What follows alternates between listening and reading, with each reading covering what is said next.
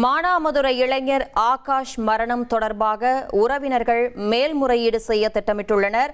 கடந்த மார்ச் மாதம் போலீஸ் காவலில் உயிரிழந்த இளைஞர் ஆகாஷின் மரணம் தொடர்பாக அவரது உறவினர்கள் நீதிமன்றத்தில் மேல்முறையீடு செய்ய திட்டமிட்டுள்ளனர்.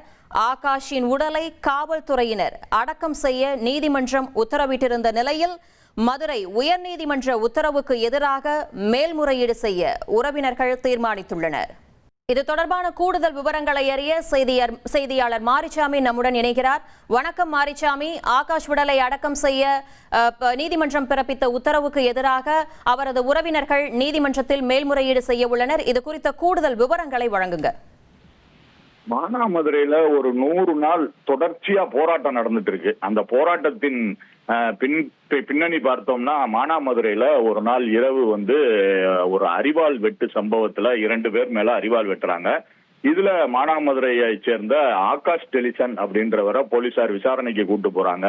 அந்த விசாரணையில விசாரணைக்கு போன இடத்துல ஆகாஷ் டெலிசன் தப்பிக்க முயன்றாரு அப்படின்னு சொல்லி அவர் கால் முறிஞ்சது அப்படின்னு ஆஸ்பத்திரியில சேர்க்கிறாங்க. அதை தொடர்ந்து அவர் 2 நாட்கள் ஆஸ்பத்திரியில இருந்துட்டு இறந்துடுறாரு. இந்த மரணம் போலீஸ் தாக்குதலால் தான் அவர் இறந்தார், ஆகாஷ் இறந்தாரு அப்படின்னு சொல்லி அவரோட உறவினர்கள் அந்த 100 நாள் தொடர்ச்சியா 100 நாளைக்கு மேல போராடிட்டு வர்றாங்க. அவரோட உடலையும் வாங்காம போராடிட்டு வந்திருக்காங்க. அந்த உடலை வாங்க சொல்லி உயர்நீதிமன்ற மதுரை அமர்வானது நேற்று வரிசையா தொடர்ச்சியா அவங்க பெற்றோரை அறிவுறுத்திட்டு வர்றாங்க. நேற்று அதற்கு உயர்நீதிமன்ற மதுரை அமர்வின் நீதிபதி விக்டோரியா கௌரி அவங்க உடலை, அவரோட ஆகாஷோட உடலை அவங்க உறவினர் பெற்றோர் வாங்கி நல்லடக்கம் செய்யணும், அப்படி இல்லாட்டி மேல் நடவடிக்கைக்காக உடனடியா உத்தரவு பிறப்பிப்போம்னு சொல்லியிருந்தாங்க. அதையும் மீறி அவங்க வாங்கல உடலை. அதனால நேற்று உத்தரவு பிறப்பிச்சாங்க. அந்த உத்தரவுல மதுரை மாவட்ட ஆட்சியர்,